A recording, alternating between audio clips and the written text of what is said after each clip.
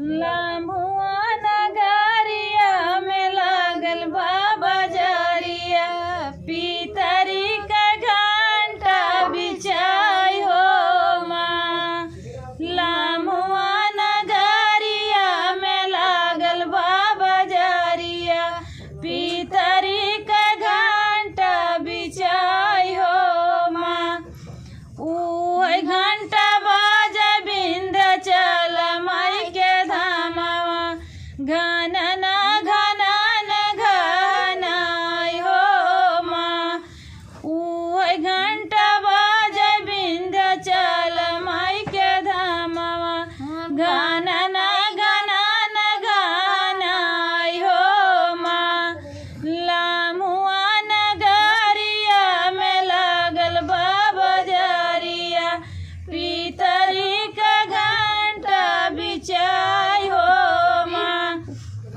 ऊ घंटा बाजे काली माई जी के धामवा, घनन घनन घनाई हो माँ। ऊ घंटा बाजे काली माई जी के धामवा, घनन घनन घनाई हो माँ। लामुआ नगरिया में लागल बा बजरिया, पितरी का घंटा बिछाई हो माँ।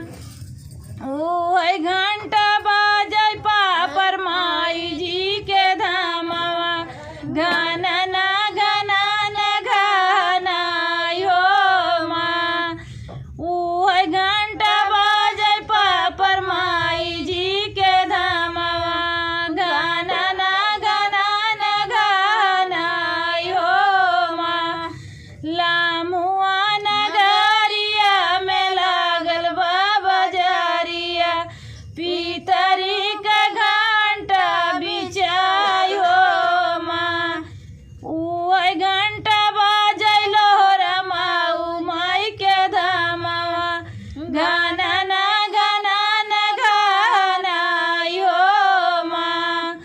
ऊ घंटा बाजे लोहरा माऊ के धामवा, घनन घनन घनाई हो माँ।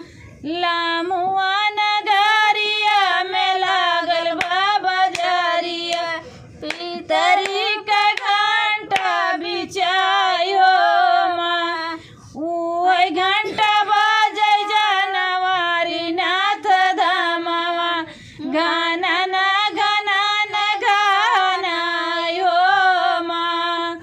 ऊ घंटा बाजे जानवारी नाथ धामवा, घनन घनन घनाई हो माँ।